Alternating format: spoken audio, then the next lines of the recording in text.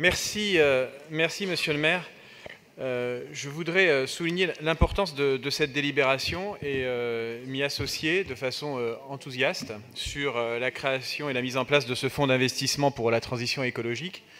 Alors, je reviendrai sur la partie de la convention qui nous est proposée, parce que je voudrais peut-être pouvoir y amener quelques compléments, parce que j'estime que aujourd'hui, dans le suivi même de ce projet, j'ai peur que le Conseil de Paris ne soit pas suffisamment associé, en tout cas qu'on donne un blanc-seing pour cette convention, mais qu'ensuite on perde un peu le contrôle. Donc c'est là-dessus que je voudrais avoir de la part de vous, Monsieur le maire, quelques explications complémentaires. En revanche, je suis absolument subjugué des arguments qui ont été ceux des précédents intervenants sur la façon même dont pourrait être articulé ce fonds. Enfin, écoutez, sans vouloir polémiquer, parce que j'ai beaucoup d'estime pour notre collègue Jean-Noël Lacroix, on travaille sur des sujets en commun, mais enfin, même en Chine, on fait appel aujourd'hui au capital privé, à l'investissement public-privé, au grand capital. Ça arrive, vous voyez, et malgré des atteintes graves aux droits de l'homme dans ce pays, Monsieur Lacroix, j'aurais jamais lié le fait que vous soyez communiste avec l'histoire de ce pays, vous voyez. Donc, il ne faut peut-être pas non plus mettre tout le monde dans le même panier et essayer d'englober des choses qui n'ont pas lieu d'être. Alors, moi, je trouve que ces procès d'intention qui sont faits sont quand même assez, aujourd'hui, pénalisants pour l'esprit même de ce fonds.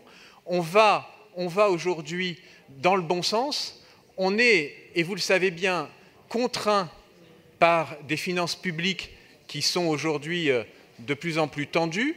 Et nous, en tant que collectivité locale, on a un devoir d'exemplarité de reprendre aujourd'hui la main sur des sujets qui sont des sujets importants, puisqu'on le sait bien, notamment par la décision du président américain aujourd'hui, que le processus entre les pays sera plus compliqué à mettre en œuvre.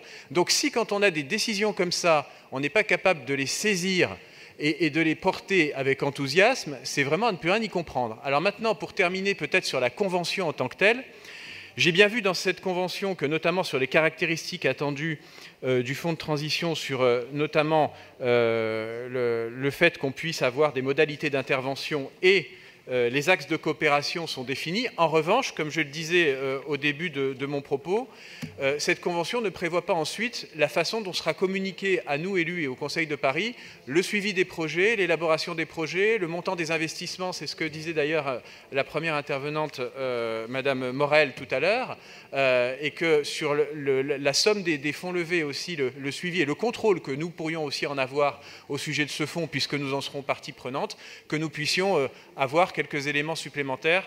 Cela me semble être le minimum par rapport à la communication qu'on pourra en avoir. Mais encore une fois, je voterai de façon enthousiaste cette délibération. Je vous remercie.